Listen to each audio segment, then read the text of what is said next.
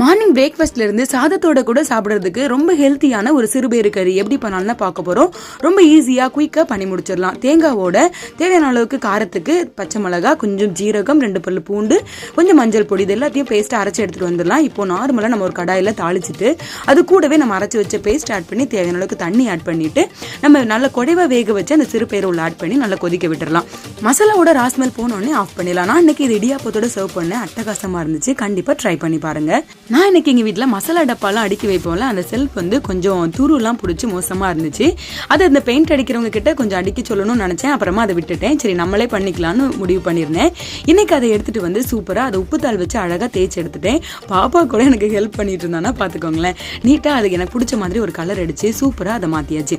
சைடில் கார்ட்போர்டை மட்டும் கலத்த முடியாதனால அதை மட்டும் கேலண்டர் ஷீட் வச்சு சூப்பராக கவர் பண்ணிட்டேன். இந்த பெயிண்டிங் எப்படி இருந்துச்சுன்னு மறக்காம கமெண்ட் பண்ணுங்க. அழகாக இருந்துச்சுன்னு கண்டிப்பாக லைக் பண்ணுங்க.